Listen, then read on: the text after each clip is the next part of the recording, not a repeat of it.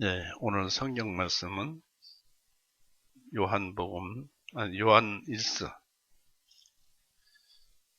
요한일서 1장 1절에서 마지막 절까지입니다.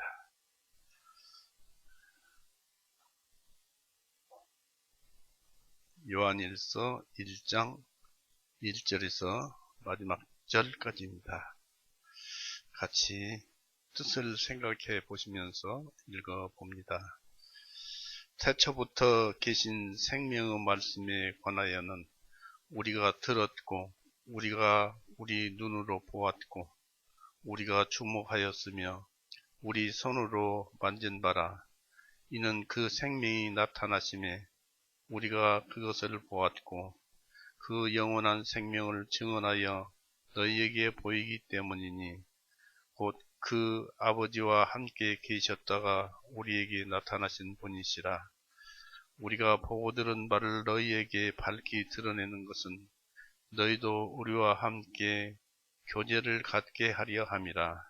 참으로 우리의 교제는 아버지와 그분의 아들 예수 그리스도와 함께 하는 것이니라. 우리가 이것들을 너희에게 쓰는 것은 너희의 기쁨이 충만하게 하려 함이니라. 그런즉 우리가 그분에게서 듣고 너희에게 밝히 드러내는 소식이 이것이니 곧 하나님은 빛이시라. 그분께서는 어두움이 전혀 없으시니라. 만일 우리가 하나님과 교제한다고 말하면서 어두움 안에서 행하면 우리가 거짓말을 하고 진리를 행하지 아니하는 것입니다. 그러나 우리가 그분께서 빛 안에 계신 것 같이 그 빛 안에서 걸으면 우리가 서로 교제를 갖게 되고 그분의 아들 예수 그리스도의 피가 우리를 모든 죄로부터 깨끗하게 하시느니라.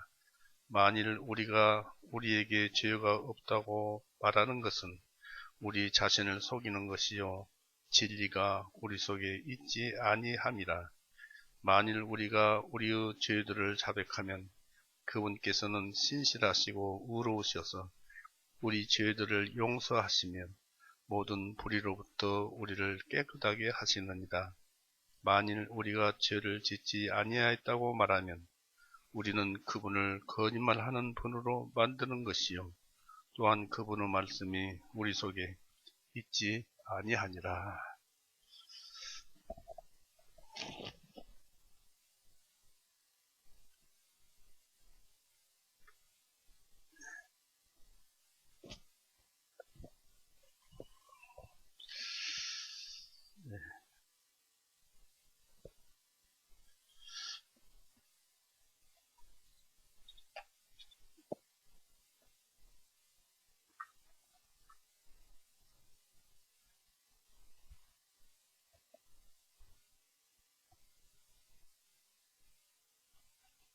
안경을 바꾸어서 착용해 봤습니다.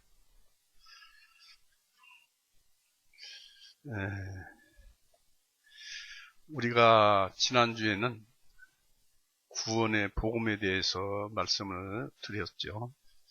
또 그 구원의 복음은 예수님께서 2000년 전에 다 이뤄놓은 것이라 누구든지 듣고 알기만 하면 하나님께서 구원을 주시는 아주 무진장한 구원을 우리에게 인류에게 베푸셨습니다. 알기만 하면, 들어서 믿기만 하면 구원을 주셨죠. 그러므로 인해서 비로소 하나님을 찬송할 수 있는 그러한 사람들이 되는 것입니다. 그래서 이 쉬운 구원을 우리는 그런 식으로 전도를 해서 많은 사람에게 구원의 복음을 전하자. 그런 말씀을 지난주에 드렸고요. 오늘 말씀은 구원의 복음을 들었으면은 그걸 실천을 하고 행해야 되는데 그냥 구원의 복음만 듣고 나는 구원받았다 하는 그런 방종한 생각으로 신앙생활을 하면은 아무 열매도 얻을 수도 없고 또 죄만 짓는 삶을 산다. 그러면서 이 사도 요한이 예수님을 통해서 배우고 또 자기 안에 계신 성령님을 통해서 우리에게 이 말씀을 전해줍니다. 그러면서 예수님 자신이 이 말씀에서 드러나는 것이 바로 중보자도 되시고 대언자도 되신다는 것을 우리에게 가르쳐줍니다. 1절에 보시면은 태초부터 계신 생명의 말씀에 관하여는 우리가 들었고 우리가 우리 눈으로 보았고 우리가 주목하였으며 우리 손으로 만진 바라 했습니다. 바로 생명의 말씀은 예수님을 가리키고 있습니다만은 요한복음은 하나님을 가리키고 있습니다. 말씀을. 이 요한복음 1장 1절에 보니까 태초에 말씀이 계셨느니라. 그 말씀이 하나님과 함께 계셨으니 곧 생명과 함께 계셨으니 그 말씀은 곧 하나님이시니라고 했습니다. 이렇게 말씀은 하나님이시고 예수님이시고 또 예수님은 말씀하시기를 내가 너희에게 한 말이 영이요 생명이라 했습니다. 말씀 속에는 영이 들어있고 생명이 저장되어 있다는 것을 우리에게 또 알려주고 있죠. 또 히브리서에서는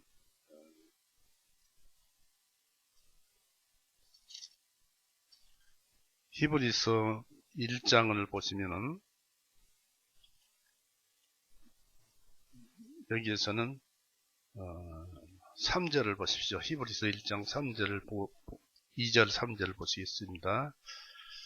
이 마지막 날들에는 그분의 아들을 통하여 우리에게 말씀하셨으니 예수님이죠. 그분께서 이 아들을 모든 것들의 상속자로 세우시고 또한 그 아들을 통하여 모든 세상들을 지으셨느니라. 그러니까 하나님께서 태초에 말씀으로 천지를 창조하셨다. 바로 예수님으로 천지를 창조하셨다는 말씀이 되는 것입니다. 아들을 통하여 모든 세상들을 지으셨느니라. 말씀을 통하여 세상들을 지으셨느니라. 그분께서는 하나님의 영광의 광채시요 하나님의 인격의 정확한 형상이시라.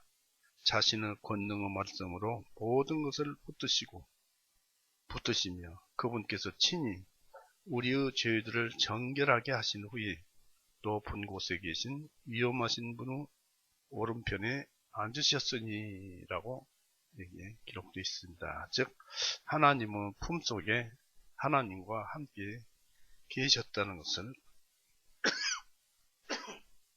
여기에 말을 하고 있습니다. 이제 우리가 오늘 읽어볼 이 요한일서는 바로 사도 요한이 자랑하는 것이 바로 그것입니다. 무엇을 자랑하느냐면 태초에 계신 생명의 말씀에 관하여는 예수님에 관하여는 우리가 들었고 즉 하나님께서 우리가 들었고 우리 눈으로 보았고 또 우리가 주목하였으며 즉 하나님의 마음을 심령 속 깊이를 살펴보았다는 얘기입니다. 또 그 다음에 우리 손으로 만진 바라 하나님을 만져보았다라는 얘기입니다. 그것을 자랑으로 내세워서 2절에 보니까 이는 그 생명이 나타나심에 우리가 그것을 보았고 이 영원한 생명을 증언하여 너희에게 보이기 때문이니 곧 그 아버지와 함께 계셨다가 우리에게 나타나신 분이시니라. 이분을 내가 보았고 만졌고 주목해 보았고 또 여러 가지 말씀들을 들었다. 내가 직접 들었다라고 사도 요한이 여기서 간증을 하고 있지요. 그러면서 우리가 보고 들은 바를 너희에게 밝히 드러내는 것은 너희도 우리와 함께 하나님과 교제를 갖게 하려 함이니 참으로 우리의 교제는 아버지와 그분의 아들 예수 그리스도와 함께 하는 것이니라 했습니다. 그렇습니다. 우리가 성경 말씀을 읽을 때마다 이 말씀 속에는 성령님이 함께하고 우리의 그 인간들의 영적 생명이 숨어 있다는 것을, 그리고 공공연하게 숨어 있어서 누구든지 구원을 받고 그런 사람들에게는 생명을 주신다는 것을 사도 요한은 이 자기의 간증을 통해서 얘기를 하고 있습니다. 그래서 알다시피 그리스도의 인격과 탁월성에 대한 증거를 1절, 2절에서 또 그리스도에 대한 지식이 우리로 하나님과 그리스도와의 사귐을 가능하게 기쁨을 가져다 준다고 3절, 4절을 통해서 말했습니다. 저 선풍기를 방향을 좀 이쪽으로 오니까 자꾸 재채기가 나오는데 끄던지.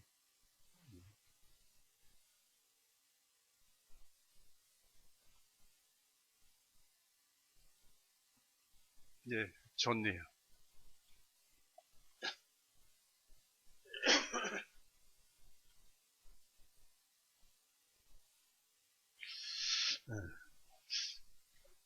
아까 말씀드린 대로 3절, 4절에서 기쁨을 가져다 준다라고 자기의 말씀을, 믿음을 얘기를 했죠.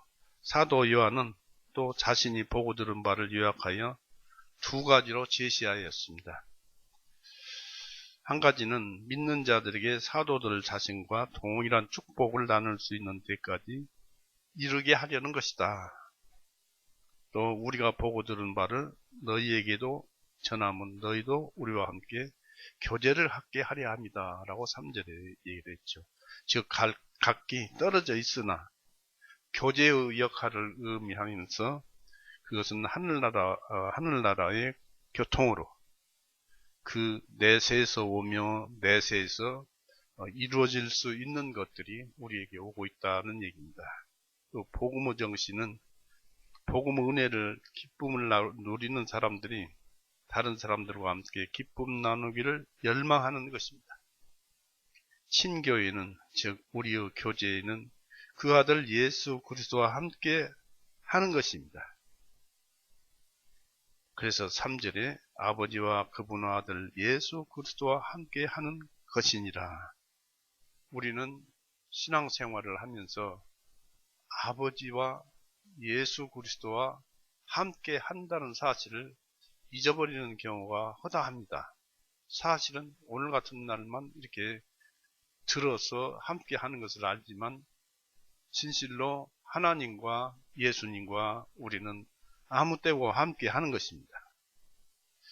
이처럼 말씀하시는 것은 천국에서 하나님과 그의 아들과 함께 복된 친교의 목적이 있습니다. 즉 우리 교회에서 교제를 한다는 것은 하나님과 함께 교제를 하는 것입니다. 즉 영원한 생명이 죽어야 할 육신을 입은 궁극적인 목적은 우리로 아버지와 아들과 더불어서 친교를 나눔으로써 하늘 복을 더 크게 믿는데 이르도록 하기 위함입니다. 그 다음에 이제 두 번째는 신자들의 거룩한 기쁨이 충만되고 더욱 증진되게 하기 위해서입니다. 그래서 1, 2절을 말씀을 하셨어요. 내가 하나님을 보았다, 만졌다. 사도 요한이 그렇게 얘기합니다. 그 만진 내가 그 하나님의 말씀을 전하고 있다 라고 합니다. 그래서 우리가 이것을 너희에게 쓰는 것은 너희의 기쁨이 충만하게 하려 합니다. 하나님을 보고 만진 자가 글을 썼고 이 글을 너희한테 쓰는 것은 너희 기쁨을 충만하게 하려 합니다 라고 4절에 얘기하죠.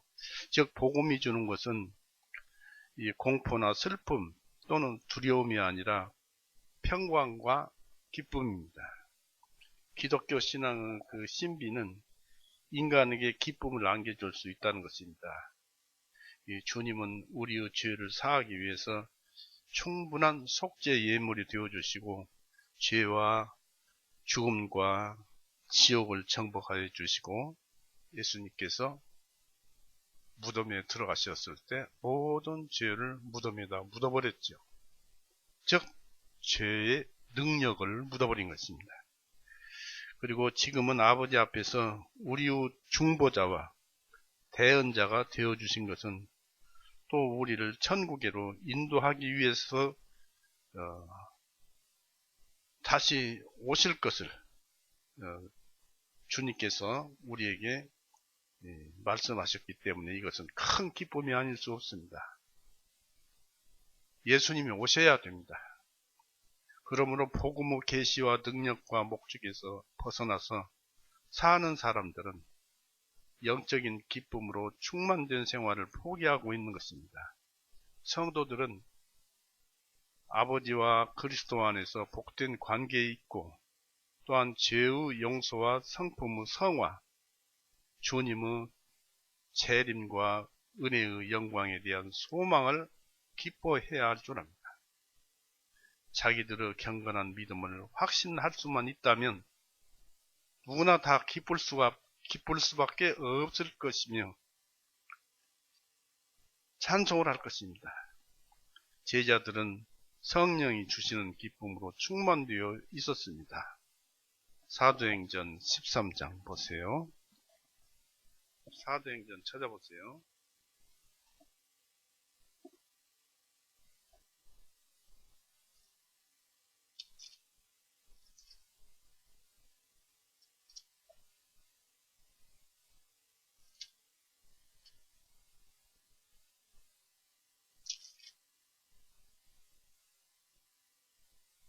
(52절에) 그곳의 제자들은 기쁨과 성령님으로 충만해 있더라.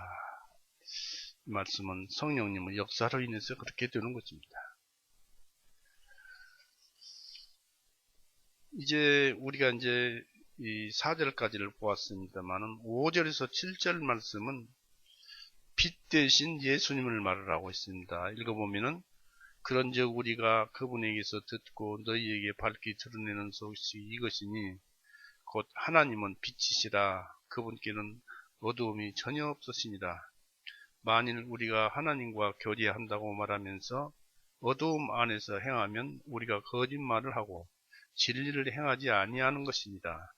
그러나 우리가 그분께서 빛 안에 계신 것 같이 그 빛 안에 걸으면 우리가 서로 교제를 갖게 되고 그분의 아들 예수 그리스도 피가 우리를 모든 죄로부터 깨끗하게 하시느니라 했습니다.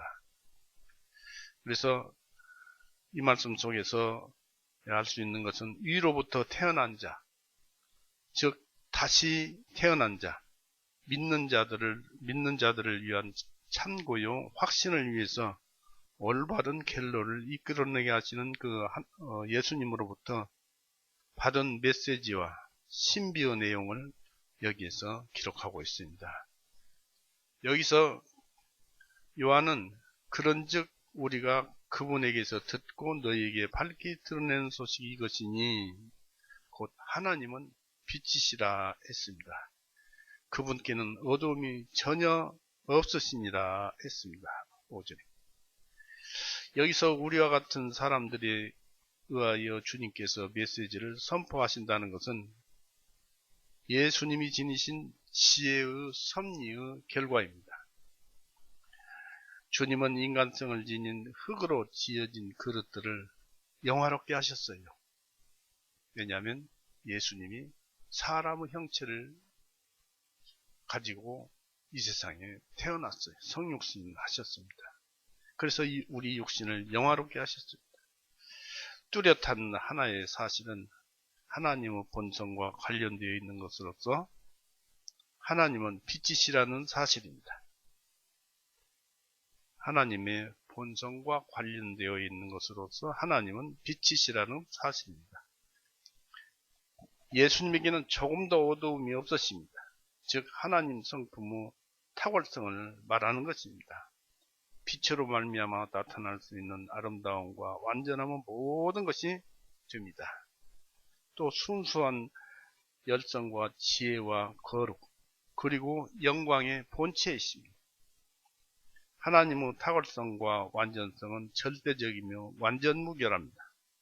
결함이나 불완전함이 없으며 이상의 것이 상반되는 것으로 혼합된 것도 없으며 가변적이거나 어떤 부패의 수용도 하나님에게 허용되지 않습니다.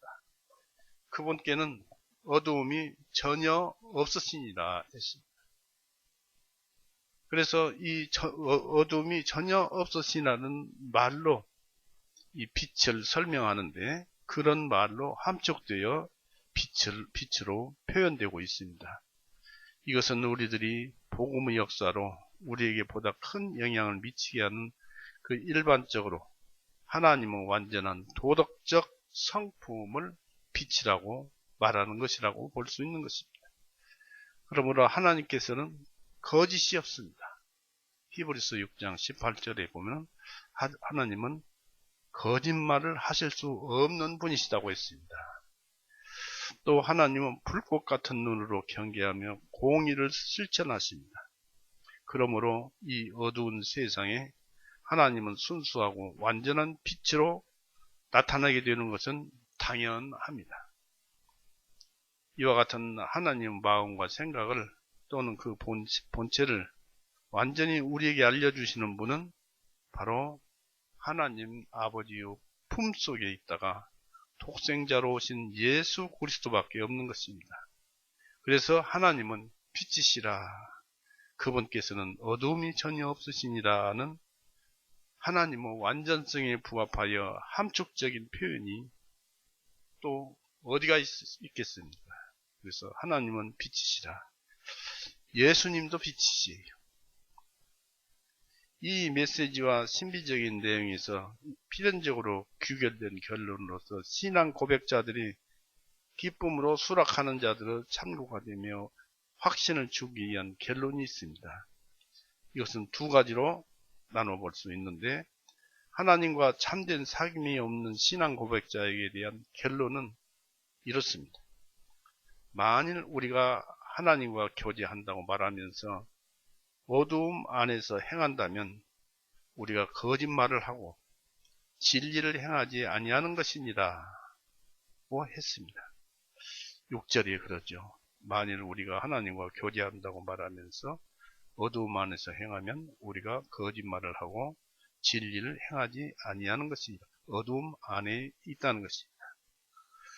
이 복음대로 행한다는 것은 그 삶이 하나님의 법에 순종할 수 있는 한 도덕적인 인생의 길을 걸어갈 수 있음을 말을 합니다.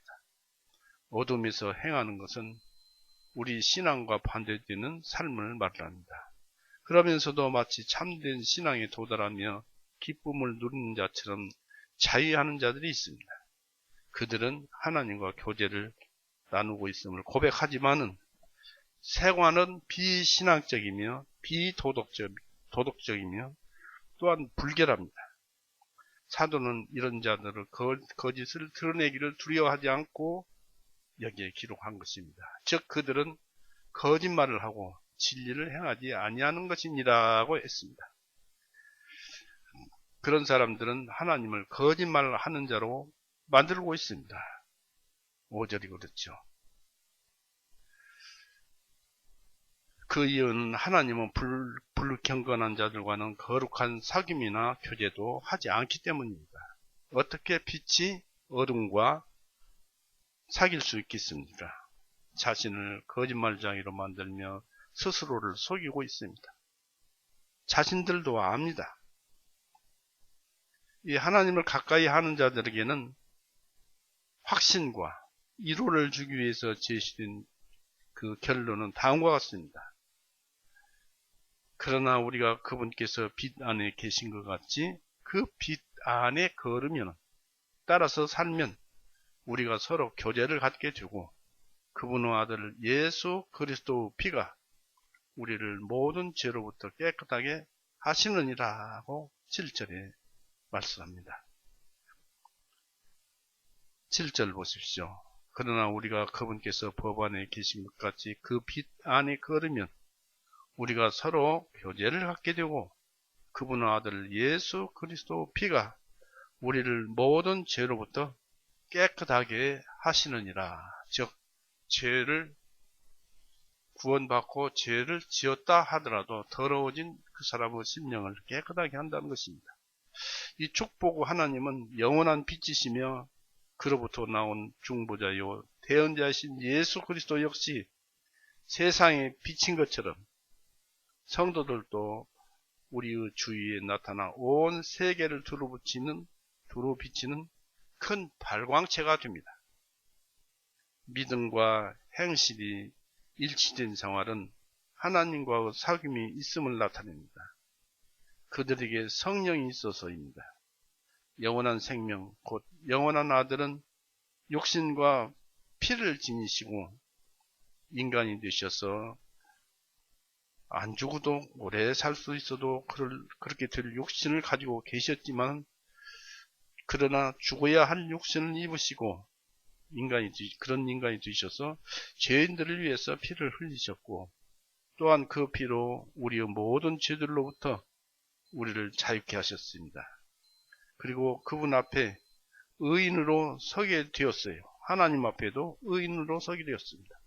또한 그 죄가 정죄의 능력을 상실했으나 그 죄의 그림자로서의 그 죄가 소멸될 때까지는 주님의 피는 우리를 위해서 거룩한 능력을 단번에 행하셨습니다.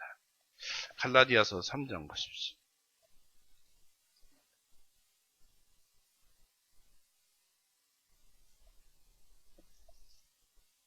갈라디아서 찾아봅니다. 3장. 흔히들 보면은 이 죄를 제거하셨다.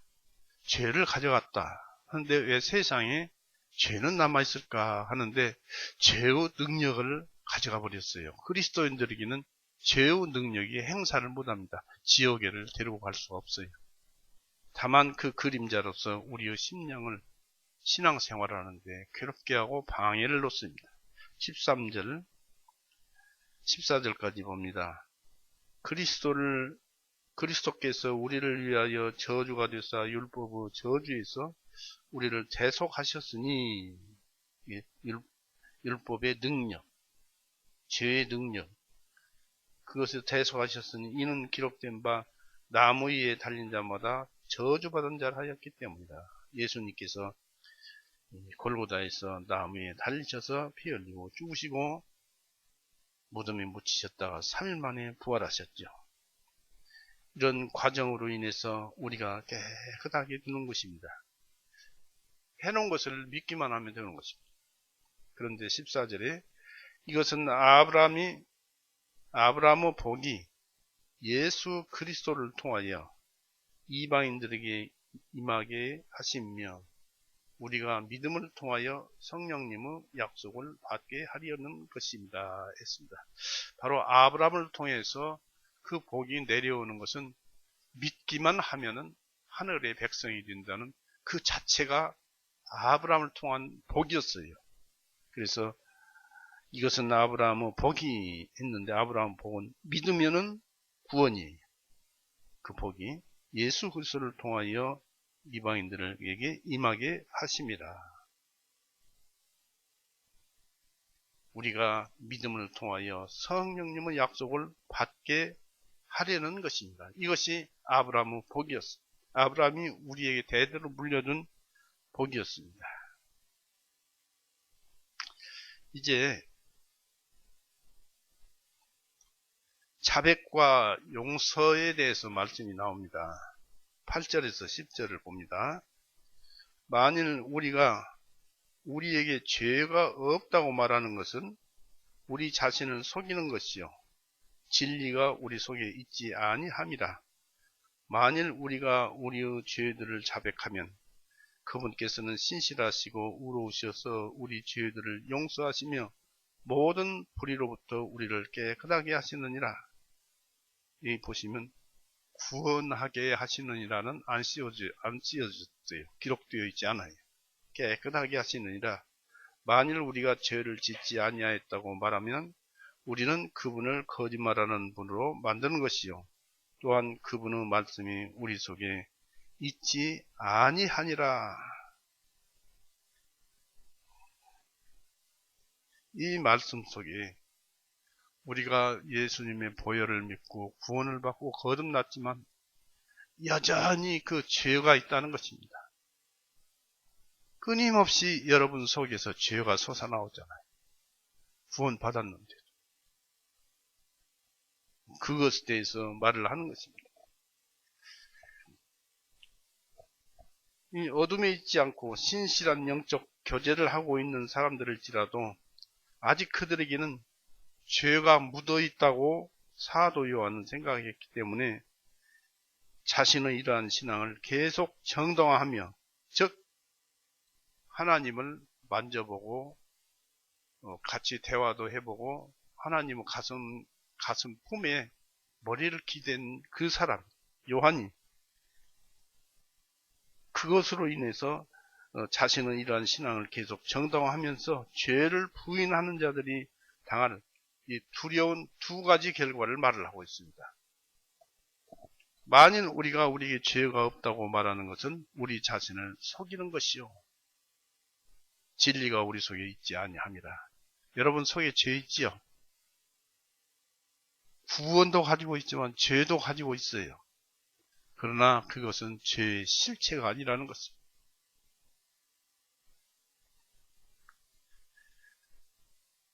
그래서 이 성경 말씀은 우리에게 죄가 없다고 말하는 것은, 우리가 그런 죄를 가지고 있는데 그런 죄가 없다고 말하는 것은 우리 자신을 속이는 것이요, 진리가 우리 속에 있지 아니함이라 했습니다.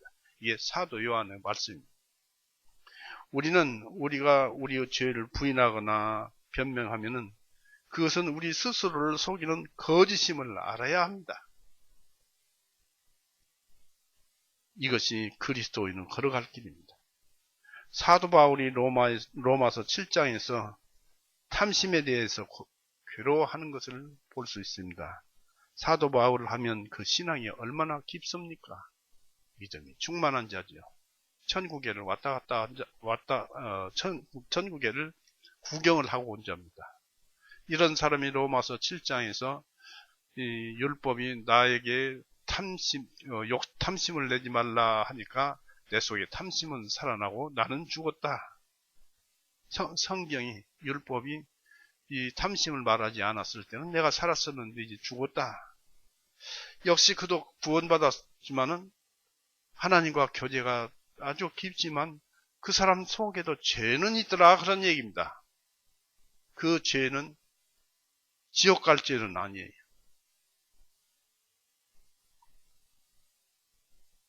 그 죄를 없애는 것이 우리의 그 뜻이고 우리의 소망이기도 하며 우리의 의무이기도 합니다.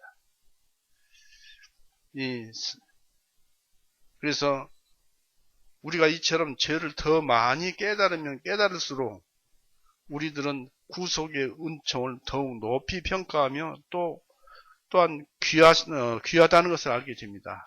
나에게 이런 죄들이 솟아나오고 있는데 이건 그림자이지만 이 본체로부터 내가 구원을 받았구나. 예수님 너무 감사합니다. 예수님이 아니면 그런 데에서 어떻게 빠져나오겠습니까? 하는 것이죠. 그래서 복음이 귀하다는 것을 알게 됩니다. 처음에 들었던 구원의 복음이 얼마나 귀한가. 만일 우리가 죄가 없다고 말하는 것은 진리가 우리 속에 있지 아니함이라 했습니다. 성경 8절 보십시오. 1장 8절. 만일 우리에게 죄가 없다고 말하는 것은 우리 자신을 속이는 것이요, 진리가 우리 속에 있지 아니함이라. 믿음은 가지고 있으나 그 믿음이 드러나지 않고 보이지 않으니까 없는 것이나 마찬가지죠. 즉 죄가 없다고 하는 것은 죄에 상반되는 진리나 혹은 믿음의 진리나 그 어느 것이든 우리 안에 그것들이 거하지 않는다는 것입니다.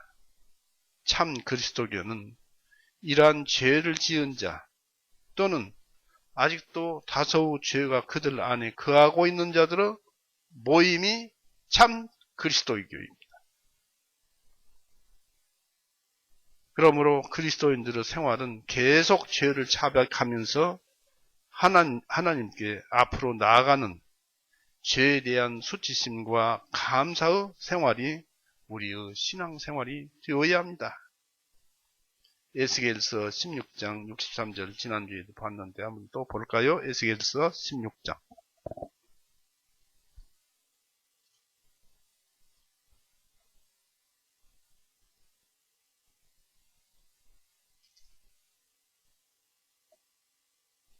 16장 63절 이것은 네가 행한 모든 일에 대하여 너로 향해 내가 진정되었을 때 내가 너에 대해서 분노와 가라앉았을 때 에스겔서 16장 63절 이것은 네가 행한 모든 일에 대하여 너와 함께 내가 진정되었을 때 너를 향해 내가 진정되었을 때 하나님의 분노가 쉬었을 때 그렇다면 이 사람이 죄사함을 받아야 하나님의 분노가 쉬지요. 그랬을 때 너로 하여금 기억하고 지난 날의 죄를 많이 지은 것을 기억하고 이게 죄로 남은 거예요. 내가 기억하고 당황하게 하며 내 부끄러움으로 인하여 다시는 내 입을 열지 못하게 하려 함이니라. 주 하나님이 말하노라 하라 하십니다. 구원을 받고 보니까 지난날의 죄가 왜 그렇게 나에게 잘못된 생활이었는가, 삶이었는가 이런 것들이 깨달아지게 되는 것입니다. 그럴 때마다 우리는 이 가슴을 졸이고 양심을 쥐어뜯고 내가 지옥을 가지 않는데도 그런 죄를 지었었는가 라고 부끄러워합니다. 그렇게 해서 하나님을 생각하고 하나님 그러한 저를 용서해 주신 것을 감사합니다. 구원시켜 주신 것을 감사합니다. 라는 것을 권장하는 말씀이 에스겔서 16장 63절입니다. 아버지로부터 입맞춤과 죄의 용서를 받고 누리는 자는 당연히 내가 하늘로부터 죄를 얻었나이다 라고 고백하게 됩니다. 죄가 있다고 고백을 하게 됩니다. 곧 자비의 자유를 수시로 인식함으로써 죄에 대한 수치심이 드러나게 될수록 하나님에 대한 죄의 자백은 그 위로를 더욱 늘어나게 될 것입니다. 또 읽어봤는데 누가복음 15장 보십시오.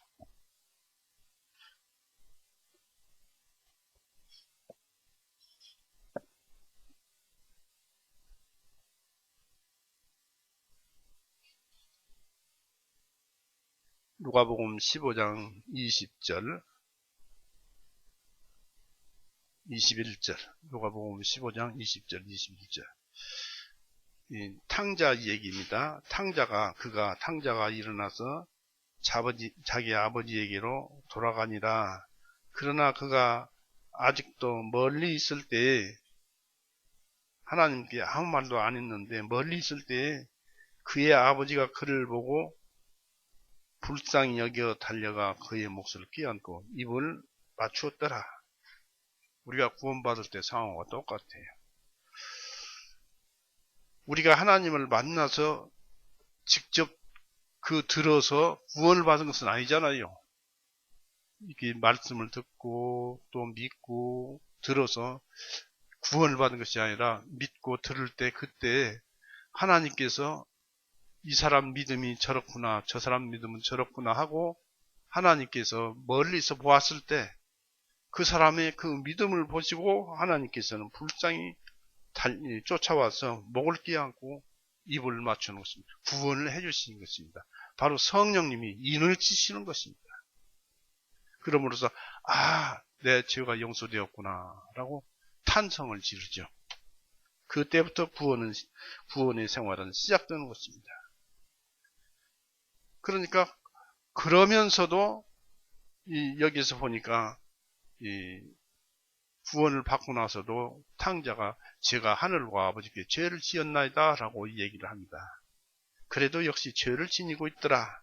그러나 하나님의 입맞춤으로 참 죄에 능력은 상실되어 있지만 죄의 그림자는 가지고 있었더라는 얘기입니다.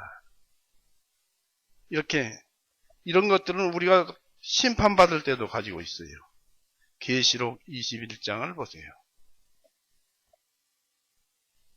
계시록 21장 5절, 이제 심판이 끝난 다음에 21장 5절에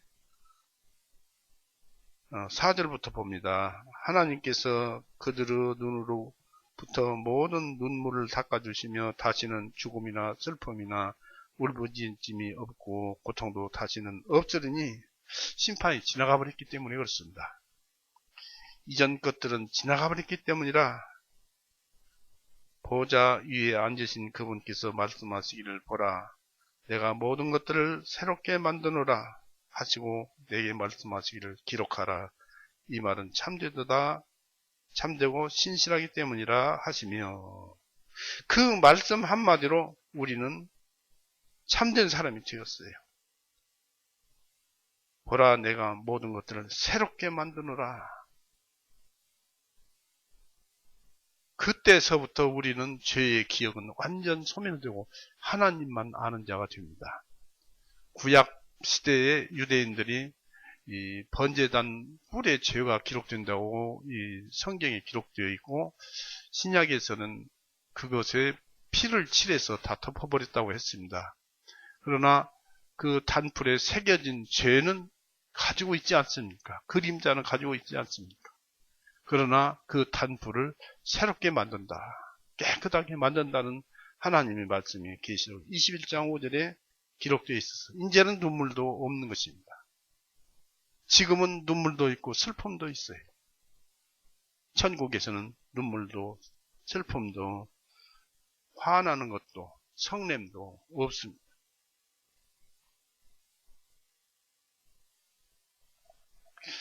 저는 여기에서 무엇을 말씀드리냐면, 형제들과 죄로 얽힌 문제도 이런 식으로 해결할 수 있을 것입니다. 왜 그러냐면, 분명한 것은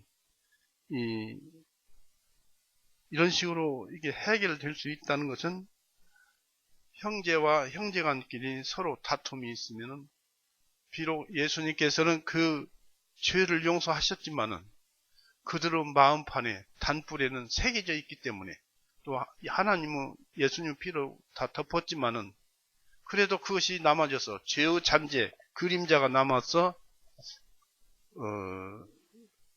형제간끼리 사이가 안 좋아요. 그러나 마지막 날에는 좋아집니다. 그래서 이 마태복음이나 이런 데 보면 형제 하나를 사귀다가 이 형제 하나를 나무에서 버리게 되면은 이 연자맷돌을 달고 차라리 물속에 빠지는 것이 낫을 것이다 라는 말씀이 기록되어 있는 것이 있는데, 이것은 이런 것을 두고 얘기합니다. 형제들 간에도 기분이 나쁘면 반드시 서로 간에 그 잘못을 대화하고 교제로서 풀어내는, 그것이 무엇이냐면 하나님께서 우리에게 주시는 다시 새롭게 해주는 묘약입니다. 그래야만이 온전히 하나가 되는 것입니다.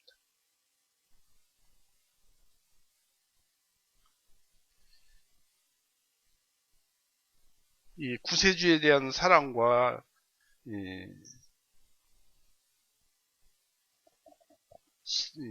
신자들의 종국에 가서, 마지막 때에 가서 충만하게 주어질 축복과 죄의 그림자가 영원히 사멸될 때까지 영원한 구원의 날을 소망하면서 우리는 살아가야 합니다. 만일 우리가 죄를 짓지 아니하였다고 말하면은 우리는 그분 거짓말을 하는 분으로 만드는 것이요, 또한 그분의 말씀이 우리 속에 있지 아니하다고 10절에 말씀하고 있습니다. 한번 찾아볼까요? 요한일서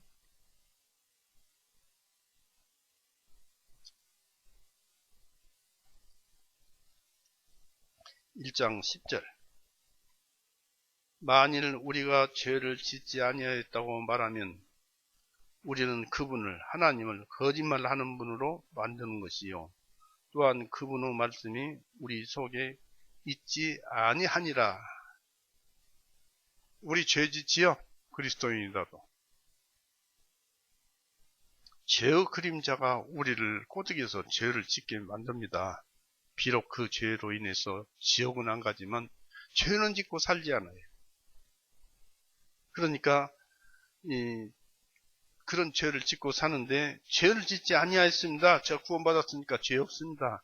죄 안 지었습니다. 그건 그림자입니다. 아무것도 아닙니다. 라고 한다면 우리는 그분을 거짓말하는 분으로 만드는 것이요. 또한 그분의 말씀이 우리 속에 있지 아니하니라고 얘기한 것입니다. 죄를 부정하는 것은 우리 자신을 속이는 것뿐만 아니라 하나님을 경멸하는 것이 됩니다. 이 말씀대로. 또한 하나님의 진실성에 도전하는 것입니다. 하나님은 충분하리만큼 죄를 드러내었고 그 죄에 대해서 혹독한 심판을 내리셨습니다. 그리고 주님께서 자기 마음속으로 말씀을 하셨어요.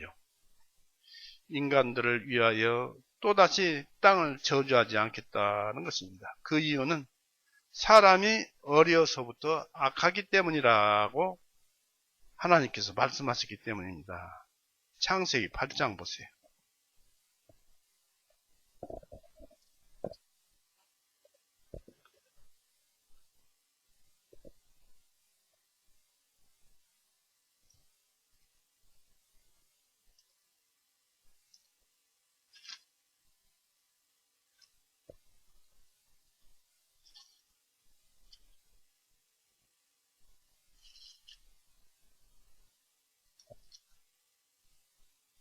창세기 8장 찾았죠? 8장 20절, 21절입니다. 노아가 20절, 노아가 주님께 제단을 쌓고 모든 정결한 짐승과 모든 정결한 새 중에서 취하여 제단 위에서 번제 예물을 드렸더니 주님께서 향기로운 냄새를 흠향하시고 주님께서 그분의 마음에 말씀하시기를 내가 다시는 사람으로 하여금 땅을 저주하지 아니하리니 이는 사람의 마음의 생각하는 바가 어릴 때부터 악하기 때문이라. 내가 다시는 내가 행한 것 같이 살아있는 모든 것을 멸하지 아니하리니 했습니다. 사람은 어려서부터 악하다는 것입니다. 죄가 아주 죄에 쩌들어 있어서 죄를 짓지 않고는 못 살아가는 것이 사람입니다. 그런데 죄 없다고 하면 되겠느냐? 이것입니다. 구원을 받았지만 여전히 죄는 짓더라. 그런 얘기. 왜냐하면 우리 속에는 악한 양심이 있고 선한 양심이 있어요. 악한 본성이 있고 타락한 본성이 있어요. 더러워진 양심이 있어요. 깨끗한 양심이 있고.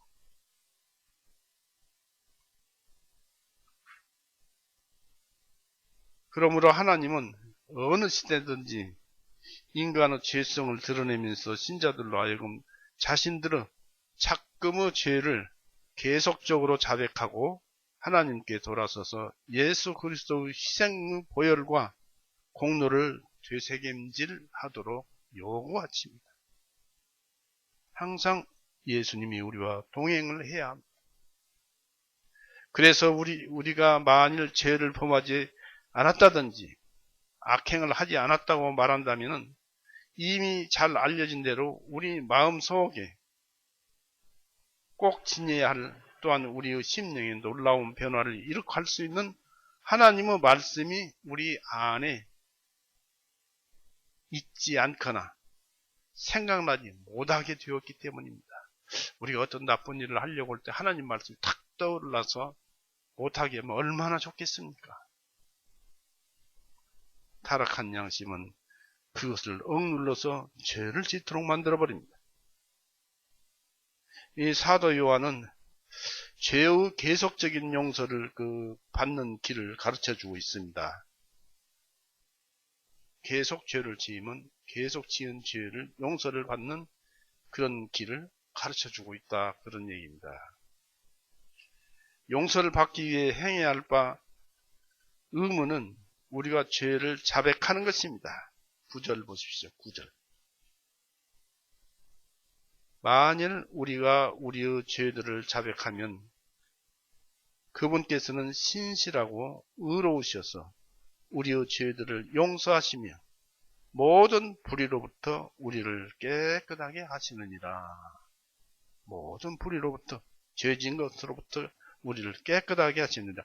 구원이 아니에요. 이것은 구원받은 사람이 죄를 하도 지으니까 그 죄를 자백하고 예수님께 또 이렇게 죄를 지었습니다라고 자백을 하게 되면은, 하나님께 고하면은 하나님께서는 그 사람을 다시 말씀으로 깨끗하게 해주시는 것입니다. 그래서 죄를 통해 자백하며, 죄를 통해 자복하면서 또한 그 죄를 인정함은 성도의 임무요, 죄에서부터 돌아서고 말씀께 돌아가는 수단이 됩니다. 자백하는 것이 하나님 말씀으로 돌아가는 수단이 되는 것입니다. 그래서 용서받는 방법이 되는 거예요. 그렇게 하면 축복된 결과에 대한 확신을 얻게 됩니다. 바로 하나님과 교제가 이루어지죠. 기쁨과 희망은 성도가 하나님께 죄를 자백할 때 하나님이 베푸시는 진실과 의로움과 자비하심입니다. 그래서 우리는 항상 기뻐할 수가 있어요. 즐거워할 수가 있어요. 자백하면 그분께서는 신실하시고 의로우셔서 우리의 죄들을 용서하시며 했습니다. 모든 불의로부터 우리를 깨끗하게 하시느니라. 9절에 그렇게 기록되어 있죠. 자, 이 말씀을 빗대서 같이 이 요한일서를 쓴 사도 요한은 예수님의 그 모든 것을 보았다고 그랬잖아요. 주목했고, 만져보았고, 손으로 만져봤다고 그랬잖아요. 하나님을. 그런 자랑으로 내세워서 하시는 분이 요한복음에 이런 기록을 해놨어요. 요한복음 13장을 보십시오.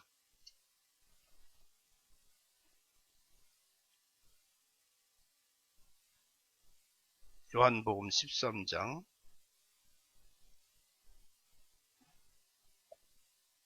이것이 바로 하나님께 되돌아가면 죄를 지었고 내가 죄를 지었습니다 하고 자백하고 하나님과, 그러면 하나님이 우리를 이제 내가 자백했구나라는 것을 아시고 자기를 드러냅니다.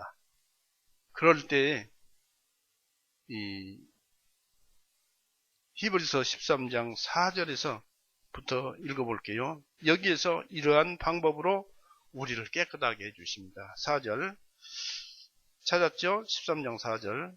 그분께서 만찬자리에 일어나셔서 겉옷을 벗어 한 곳에 두시고 수건을 꺼내다가 머리에 두르신 후에 대야에 물을 부어 제자들의 발을 씻어 주시고 허리에 두른 수건으로 닦아주기 시작하시어 시몬 베드로에까지 오시니 베드로가 주님께 말씀드리기를 주님께서 내 발을 씻으려 하시나이까 하며 예수님께서 그에게 대답하여 말씀하시기를 내가 하는 것을 내가 지금은 모르나 이후에는 알게 되리라 하시니 베드로가 주님께 말씀드리기를 주님께서 내 발만은 절대 씻기지 못하리다 하며 예수님께서 그에게 대답하시기를 만일 내가 너를 씻기지 아니하면 너에 대한 너의 몫이 없느니라 하시니, 우리가 세상을 살아가다 보면 발에서 먼지가 묻어오잖아요. 그래서 돌아다니다가 꼭 방에 들어갈 때는 발을 씻고 들어가잖아요. 먼지를 털어내버리는 것입니다. 바로 구원이 아닌 이 세상을 삶으로 인해서 죄를 짓는데 그 죄를 예수님께서 씻어주는 거예요. 발을 씻겨주는 거예요. 너를 씻기지 아니하면 나에 대한 너 몫이 없느니라. 그러니까 9절에 시몬 베드로가 주님께 말씀드리기를 주님 내 발뿐만 아니라 내 손과 머리도 씻어주소서 하며 10절에 예수님께서 그에게 말씀하시기를 이미 목욕을 받은 자는 목욕을 받은 자는 온 몸이 깨끗함이니라. 뭐 발이 더러워졌다 하더라도 발도 깨끗하고 머리도 깨끗하고 전부 다 깨끗하다. 너희가 깨끗하나 다는 아니라. 이 가룟 유다를 가리켜서 얘기합니다. 다는 아니니라. 가룟 유다를 얘기합니다. 11절에 이는 주님께서 자신을 배반하여 버릴 자가 누구인지 아셨기 때문이라. 그러므로 주님께서 말씀하시기를 너희가 다 깨끗한 것은 아니니라 하셨더라고 여기에 이제 말씀을 기록해 놓으셨습니다. 결국 우리의 죄는 세상을 살면서 지은 죄의 그림자가 죄를 짓는 그것을 누가 씻어줘요? 내가 씻습니까? 내가 성경 말씀을 보고 이 말씀이 있구나, 이 말씀이 나를 깨끗하게 했구나 이렇게 합니까? 이 말씀 보니까 예수님이 씻어줘야 돼요. 발에 이 세상에서 돌아다니면서 발에 때를 묻혀온 사람의 죄를 누가? 예수님이 깨끗하게 씻어줘야 우리는 깨끗해지는 것입니다. 근데 예수님은 3일 만에 부활하시고 성령님으로 부활하셔서 하늘보좌 우편에 앉으셨다고 했습니다. 그분이 성령님으로 오셨어요. 성령님은 말씀 속에 계세요. 바로 예수님 안에 성령님이 있는데 그분이 씻어줘야 돼요. 그러니까 우리는 항상 말씀을 듣고 성경책을 보고 그렇게 함으로써 우리 예수님, 성령님이 비로소 우리에게 발을 씻어줍니다. 그것을 우리가 알아요. 우리 심령이. 감동을 받는 것이죠.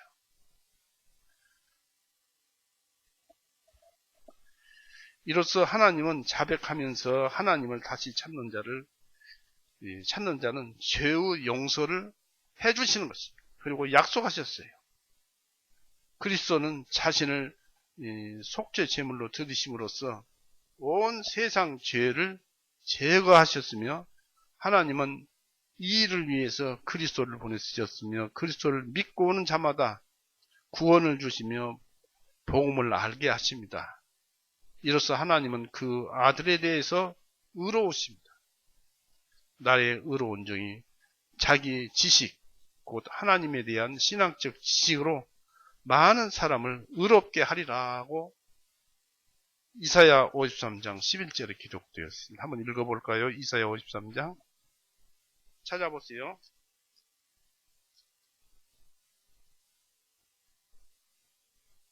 이사야 53장 11절 그가 자기 혼의 해산의 고통을 보고 예수님은 영이 죽는 것을 말합니다. 혼이 죽는 것을. 그런 고통을 보고 죽지 않지만 그 고통을 보고 만족하리라. 나의 의로운 종이 자기 지식으로 많은 사람을 의롭게 하리니 하나님을 섬기는 지식으로 의롭게 하리니 이는 그가 그들의 죄악들을 짊어질 것이기 때문이다. 예수님은 그 행하신 일을 보십시오. 12절 보십시오. 그러므로 내가 그를 위하여 잉태한 자들과 옷을 나누어 줄 것이며 그가 강한 자들과 더불어 탈취물을 나눌 것이니 이는 그가 자기 혼을 죽기까지 쏟아부었으며 자기 생명이 죽기까지 쏟아부었으며 또한 그가 범죄자들과 더불어 헤아림을 받았으니 그가 많은 사람들의 죄를 짊어지며 범죄자들을 위하여 중보하였느니라. 이게 보니까 자기 혼을, 자기 생명을 죽기까지 쏟아부었다는 것입니다. 우리는 그 예수님의 은공으로, 공로로 그것을 알기만 하면 구원을 얻습니다. 이런 쉬운 복음을 얻고 우리는 그 다음에 이와 같이 세상에서 묻어오는 죄를 버려야 할 것입니다. 깨끗이 씻어야 할 것입니다. 예수님께 발만 내밀면 되어요. 이 발을 내밀었어요. 지자들이 다. 예수님에게 발만 내밀면 예수님이 씻어줘요. 그 말씀에 성령님 안에 자기의 심령을 내밀면은 예수 그리스도께는 씻어줍니다. 그래서 그리스도는 심히 통해 자백하는 자에 대해서 은혜롭고 자비로우시며 자백하는 자의 죄 또는 죄의 그림자를 치워 깨끗하게 하시면서 믿지 않았던 자들에게는 믿음을 주셔서 구원도 해주십니다. 때가 되면 주님께서 공중에서 우리를 부르실 것입니다. 우리 주 예수 그리스도는 중보자이시며 또한 대언자이십니다. 요한복음 2장서 1절 보십시오. 요한복음 2장 찾아보세요. 예수님은 중보자이시면서 대언자이십니다. 2장 1절 보세요. 나의 어린 자녀들아, 내가 이것을 너희에게 쓰는 것은 너희로 하여금 죄를 짓지 아니하게 하려 함이라. 만일 누가 죄를 지어도 우리에게 아버지와 함께 하시는 변호인이 계시니, 대언자가 계시니 곧 의로우신 분 예수 그리스도시니라. 이분이 발을 씻어줘요. 그분께 발을 내맡기면 됩니다. 그분은 우리의 죄들을 위한 화해 예물이니 우리뿐만 아니요 온 세상의 죄들도 위하십니다. 우리가 구원받고 짓는 죄뿐이 아니라 그냥 온 세상의 죄들을 위해서 죽으셨기 때문에 그런 죄들도 예수님은 용서해 놓으셨다라는 것입니다. 그래서 3절에 만일 우리가 주님의 명령들을 지키면은 왜 이것을 읽느냐면 본래 1장과 2장 6절까지가 한 문맥이에요. 그러니까 성경을 끊어서 기록되었기 때문에 읽어봅니다. 만일 우리가 주님의 명령들을 지키면은 이로써 우리가 그분을 알고 있음을 아는 것이요. 세상에서 죄를 안 지으면은 주님도 우리를 안다. 그런 얘기죠. 나는 그분을 아노라고 말하면서 주님의 명령들을 지키지 아니하는 자는 거짓말하는 자요 진리가 그 속에 없느니라. 그러나 누구든지 주님의 말씀을 지키는 자는 하나님의 사랑이 참으로 그 사람 안에서 완성된 것이니, 참 이 상태가 얼마나 참 간지 힘든 줄 압니다만 우리는 그래야 할 것입니다. 따라가야 합니다. 이로써 우리가 그분 안에 있음을 아는 것이니라.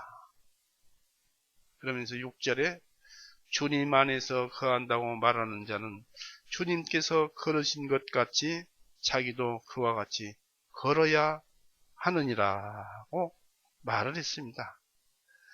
히브리서 한번 보십시오. 히브리서 13장.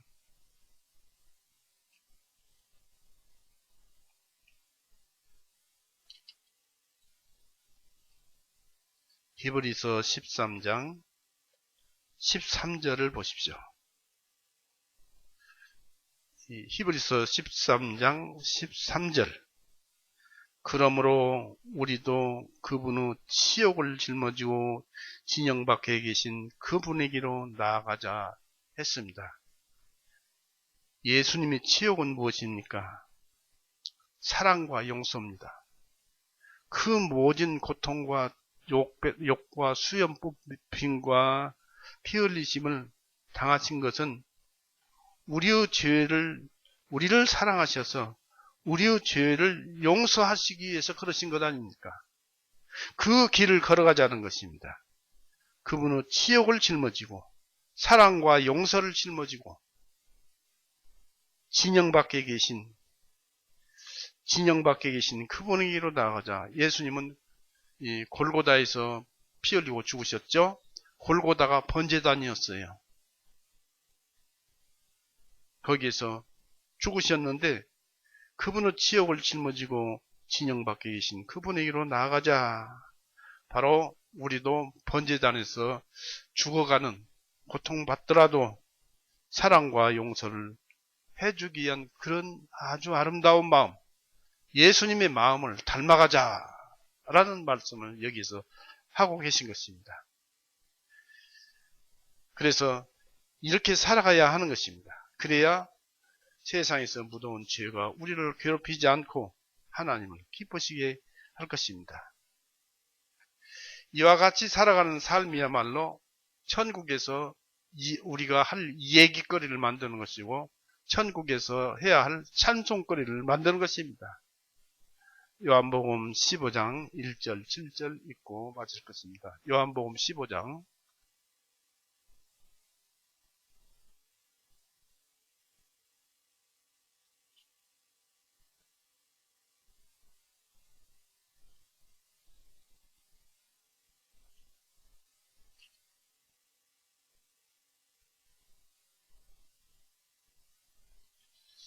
찾으셨죠? 요한복음 15장 1절에서 7절까지 읽어볼 것입니다. 나는 참 포도나무요 나의 아버지는 농부시다. 내 안에 있어 열매를 맺지 아니하는 가지마다 아버지께서 제거해 버리시고 열매를 맺는 가지마다 깨끗하게 하시어 더 많은 열매를 맺게 하시느니라. 이제 너희는 내가 너희에게 일러준 말로 깨끗하여졌으니 구원을 받았으니 내 안에 거하라. 그리하면 나도 너희 안에 거하리라. 가지가 포도나무에 붙어 있지 아니하면 스스로 열매를 맺을 수 없음같이 너희도 내 안에 거하지 아니하면 아무 열매도 맺지 못하리라. 그냥 구원만 받았지만 빈 깡통이 되면 안 되었지요. 5절에 나는 포도나무요 너희는 가지들이라. 누구든지 내 안에 거하고 내가 그 안에 거하면 그는 많은 열매를 맺을 것이니 이는 나 없이는 너희가 아무것도 할 수 없기 때문이다. 누구든지 내 안에 거하지 아니하면 그는 가지같이 버려져 말라 버리나니 사람들이 그것들을 모아 불 속에 던져 태우느니라. 만일 너희가 내 안에 거하고 내 말들이 너희 안에 거하면 너희가 원하는 것은 무엇이든지 구하라. 그리하면 그것이 너희에게 이루어지리라.